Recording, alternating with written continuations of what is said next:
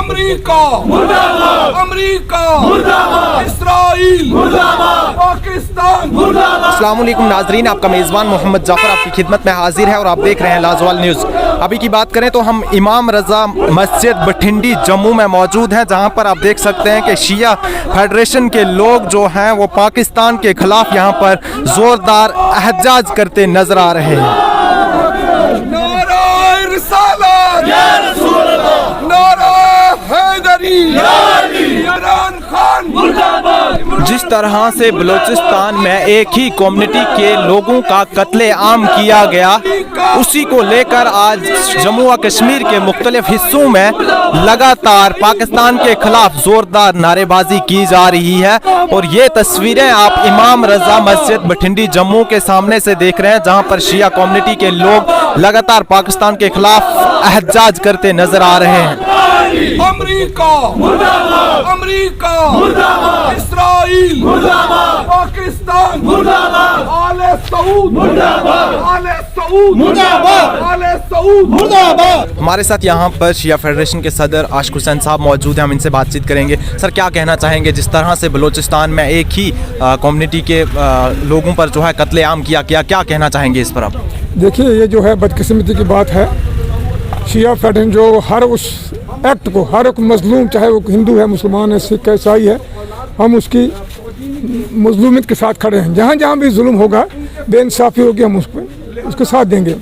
राष्ट्रवाद जो बलोचिस्तान में पहला वाक़ा नहीं है, ये पिछले 10-12 साल से एक ही कम्युनिटी के ही नहीं बल्कि तमाम जो मुसलमान हैं गाड़ियों से उतार कर शिनाख्त करके उनका कत्लेआम किया गया। जो भी सिफियात से जुड़ा हुआ है, जो कवाल हैं, डॉक्टर हैं, इंजीनियर हैं, साइंटिस्ट हैं, सबको उन्होंने एक एक करके पिछले 10-12 साल से मारते गए हैं।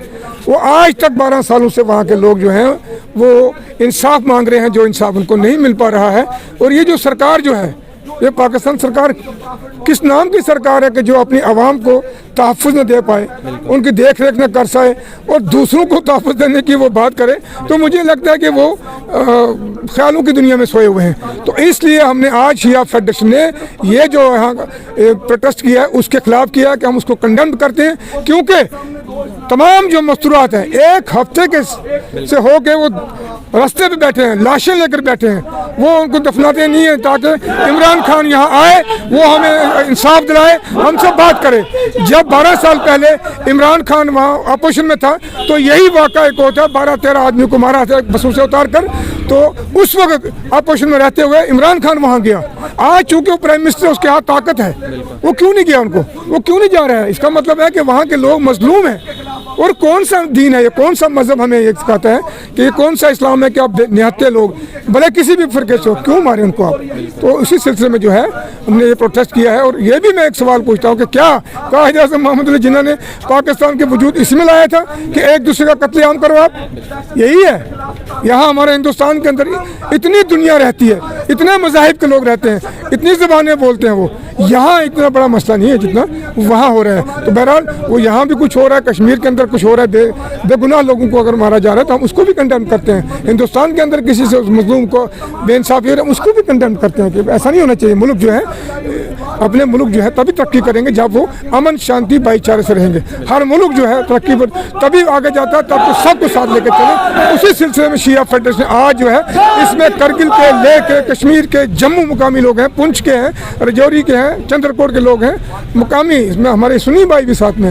ये कोई शिया सुन्नी की जंग नहीं है, ये एक सियासी जंग है। इसमें अमेरिका, इसराइल, बरतानिया और हामिया ने उनके जो अमेरिका के हैं, ये उनकी जंग है, ये उनकी साजिश है। लिहाजा पाकिस्तान को चाहिए कि अपने अवाम को तहफ़्फ़ुज़ दे और उनको इंसाफ दे। आपका बहुत बहुत शुक्रिया। तो नाज़रीन, साफ तौर पर जो हमारे साथ शिया फेडरेशन के सदर आशिक हुसैन साहब थे, जिन्होंने साफ तौर पर ये कहा कि हुकूमत पाकिस्तान को अपने जो मुल्क की अवाम है उसको तोहफ़्फ़ फराहम करना चाहिए। ऐसी मज़ीद अपडेट्स के लिए देखते रहिए लाजवाल न्यूज़। अपने मेज़बान को दीजिए इजाज़त।